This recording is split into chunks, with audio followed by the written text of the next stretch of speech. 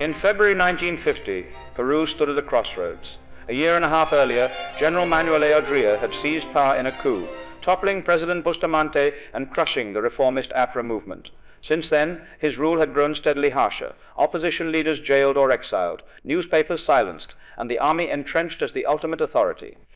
Now, Odría prepared to legitimize his regime through elections, but only on paper. The July presidential vote would feature a single candidate, Odría himself. The message was clear. Far from condemning this shift, Washington quietly approved. In the early Cold War, stability and anti-communism mattered more than democracy. For the United States, a reliable military strongman in Lima was preferable to the uncertainty of a free election. February marked the moment Peru's dictatorship stepped into the light, a sign of how far the Cold War's reach already extended in Latin America. Across the Pacific, the United States shaped events in a very different way. In Peru, Washington quietly backed a general who ruled by force. But in Japan, still under American occupation, the fight against communism took a subtler form, a Japanese version of McCarthyism imposed from above. At first, the post-war reforms had encouraged open debate and strong labor unions. But as the Cold War deepened, priorities shifted. In February 1950, the Red Purge reached full speed. Under the guidance of General MacArthur's administration, thousands of teachers, journalists, and union leaders were branded as communist sympathizers and abruptly dismissed. By the summer, more than 12,000 people had lost their jobs, silenced not by tanks or coups, but by pink slips and blacklists. The message was unmistakable. Japan's new democracy would exist only within strict limits. Just as McCarthy roused crowds back home, Washington was quietly redrawing the political map of Asia, ensuring that Tokyo would stand firmly on the anti-communist side of the global divide. The Cold War was not only fought in distant jungles or crowded capitals. In February 1950, it reached the icy coasts of Scandinavia. Norway and Denmark, two nations with long traditions of neutrality, now faced a stark choice: remain passive observers or join the Western camp. Both had entered NATO in 1949, but under strict promises to limit foreign troops on their soil. That balance was already eroding. As tensions with Moscow grew, Washington pressed for air bases and strategic facilities in the North Atlantic, vital to protect shipping lanes and to watch the Soviet fleet in the Arctic. Local governments hesitated, fearing to provoke the Kremlin, yet the pressure was relentless.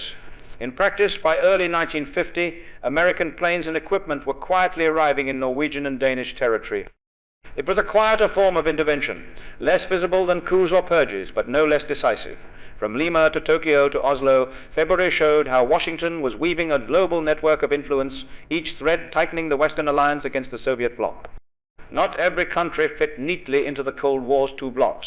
In February 1950, Yugoslavia, led by Marshal Josip Broz Tito, stood apart, communist but fiercely independent from Moscow. Since breaking with Stalin in 1948, Tito had been a marked man. The Soviet Union denounced him as a traitor, while neighboring communist states tightened their borders and plotted sabotage. Yet instead of collapsing, Yugoslavia began to look west for survival. In early 1950, quiet negotiations intensified. Washington and London explored ways to send food, credits, and even military aid, not to turn Tito into a Western ally, but to keep him out of Stalin's grasp. For the United States, propping up a maverick communist was worth the cost if it weakened the Soviet sphere. By February, this strange partnership was taking shape, a communist leader standing up to Moscow, sustained by Western support. In a world divided into black and white, Tito's Yugoslavia was the gray zone, proof that even in the rigid logic of the Cold War, there was room for defiance and for pragmatism. Not every crisis in 1950 can be traced back to Washington or Moscow. Some storms had roots far older than the Cold War. Nowhere was this clearer than in the Middle East, and especially in Syria, a nation still struggling to define itself after independence. Since the end of French rule in 1946, Syria had been plagued by a whirlwind of coups and counter-coups. In 1949 alone, 3 different governments rose and fell, each toppled by the army. By February 1950, the country was once again on edge. Civilian leaders were trying to restore a semblance of democracy, while ambitious officers plotted in the shadows. The wounds of the 1948 Arab-Israeli War were still raw. Defeat had humiliated the army and fueled popular anger. Rival factions blamed each other, while secret negotiations and backroom deals shaped Syria's fragile politics. Though no tanks rolled through Damascus that February, the tension was palpable. Another coup was already taking shape, one that would soon plunge the country back into chaos. This was a different kind of instability, not orchestrated by superpowers, but born of regional rivalries, colonial legacies, and the bitter aftermath of a war that had redrawn the map of the Middle East. As superpowers maneuvered across the globe, another drama was unfolding, one not of armies and ideologies, but of peoples rising to claim their freedom.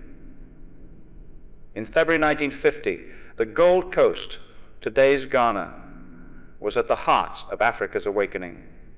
Led by the charismatic Kwame Nkrumah, the Convention People's Party launched a bold campaign of positive action, strikes, boycotts, and mass protests demanding an end to British colonial rule.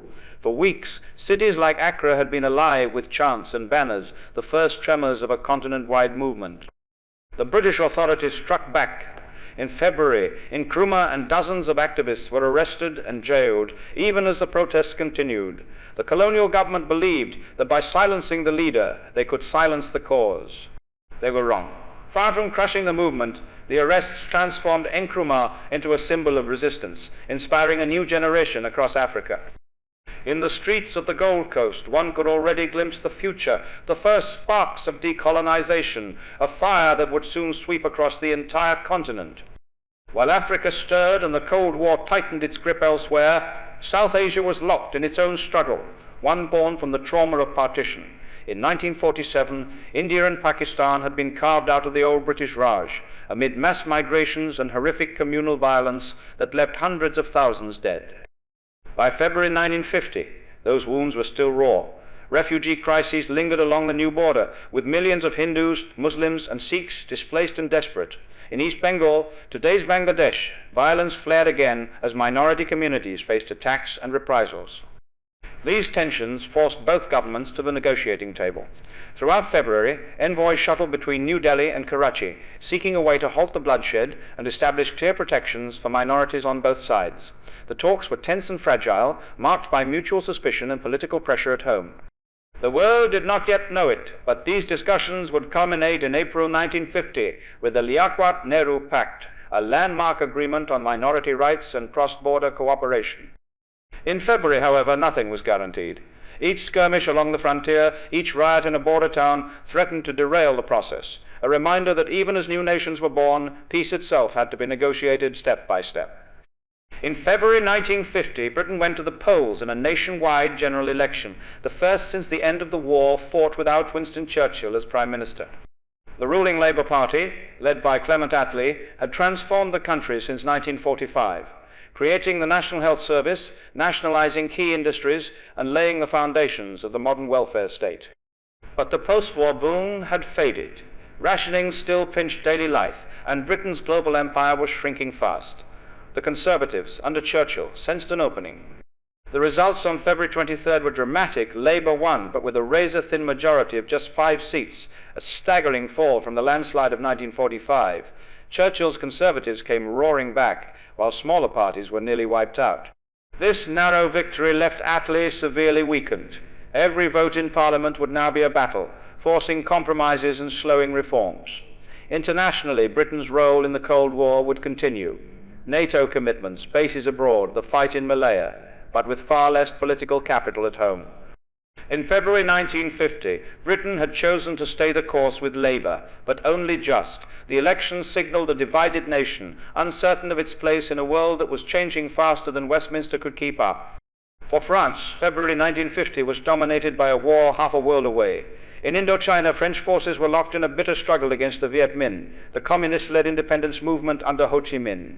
What had begun as a colonial revolt was rapidly becoming part of the global Cold War. This month brought a decisive shift. On February the 7th, both the United States and the United Kingdom officially recognized the associated states of Vietnam, Laos, and Cambodia, semi-autonomous governments under French oversight. The move was meant to give the French war effort legitimacy and rally international support against communism in Southeast Asia. But on the ground, little changed. French troops held the cities and main roads, while the Viet Minh controlled the countryside and drew strength from newly victorious communist China. Weapons and supplies now flowed across the northern border, making the insurgency far deadlier. Back in Paris, the government faced growing pressure. The war was expensive and unpopular, yet losing Indochina would be a blow to French prestige and global standing. In February 1950, the conflict reached a turning point. No longer just a colonial war, it was becoming a proxy battlefield where the future of Southeast Asia would be decided not only by France and Vietnam, but by the superpowers behind them.